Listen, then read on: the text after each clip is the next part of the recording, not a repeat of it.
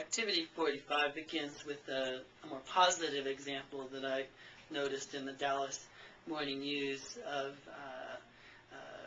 refugees from Southeast Asia who came to Dallas, and of course came to Dallas very, very poor, like most immigrants do.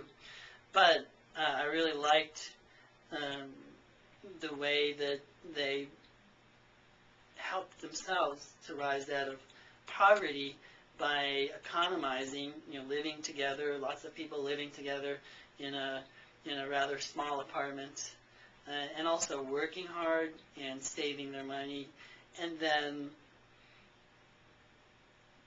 seeing even in that first generation, after a number of years, being able to work themselves out of that situation and through their virtuous living, I'll say, through industry and frugality, etc., and end up, living in a nice house in Garland or Mesquite or Carrollton. So this is an example of people having a large area of personal responsibility without help from government.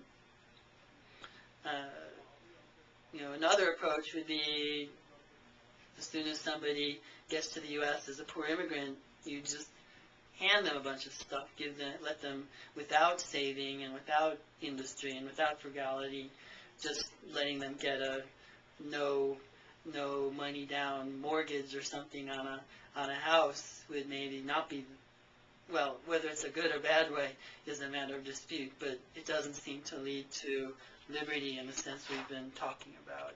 Now in B and C, and also the way, the quotation that begins this activity, you can see that the founders thought quite a bit about what the consequence would be for liberty if the American people did not develop the qualities of frugality, industry, moderation, etc.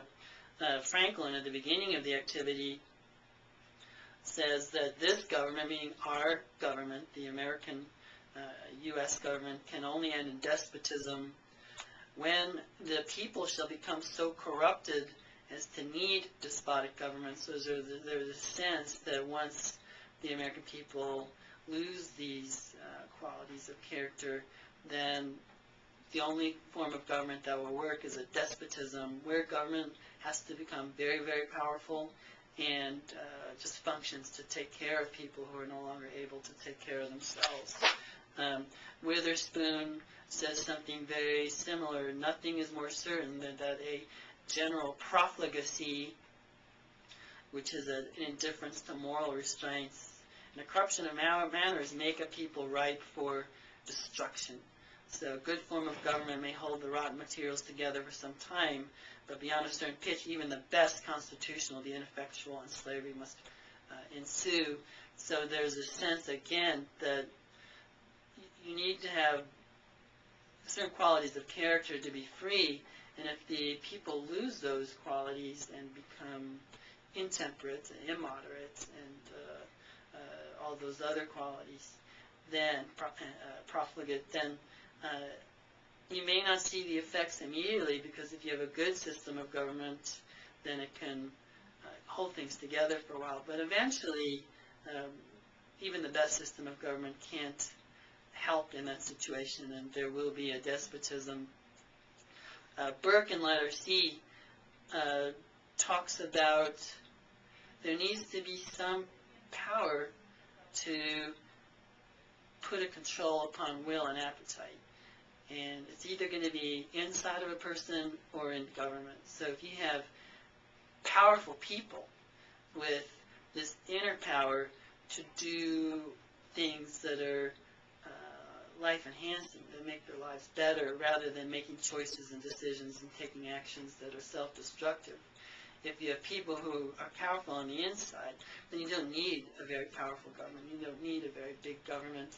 But if people have all those other qualities, and if they're unjust and self-destructive, then you need a huge government to rescue people, to keep them from harming others, etc. So you have your choice of kind of small people with big governments, or big people with a smaller government.